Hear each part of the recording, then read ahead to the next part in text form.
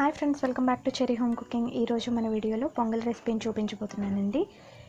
ఇది ప్రసాదంలో చాలా ఫేమస్. అలాగే వారానికి 2-3 సార్లు బ్రేక్ఫాస్ట్కి బదులుగా మనం ఈ పొంగల్ని తీసుకోవడం వల్ల మన హెల్త్కి కూడా చాలా మంచిదండి. సో వీడియో అనేది లేట్ చేయకుండా స్టార్ట్ చేసేద్దాం. ఫస్ట్ ఒక బౌల్ తీసుకొని అందులోకి ఒక చిన్న టీ గ్లాస్ పెసరపప్పును వేసుకొని దోరగా ఫ్రై చేసుకొని పక్కన పెట్టుకోవాలండి.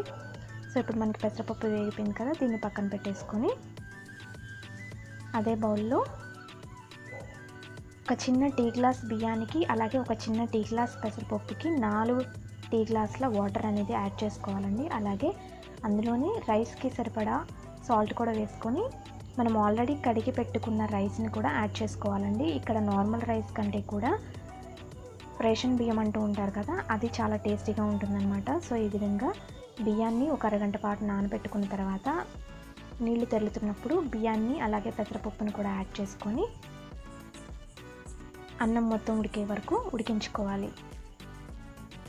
అలాగే ఈలోపు మనం పోపు కూడా వేసుకుందామండి. వేరొక పాన్ తీసుకొని అందులోకి నెయ్యి వేసుకుంటున్నామండి. నెయ్యి అనేది మీ ఇష్టం, మీరు ఎంత తింటే అంత అనేది యాడ్ చేసుకోవచ్చు. నేను ఇక్కడ పెద్ద స్పూన్తో ఒక 3-4 టీ స్పూన్స్ వరకు కూడా యాడ్ చేశాను. అలాగే ఇందులో కొంచెం జీలకర్ర, పచ్చిమిర్చి ముక్కలు, తురిమిన అల్లం, కరివేపాకు, జీడిపప్పు,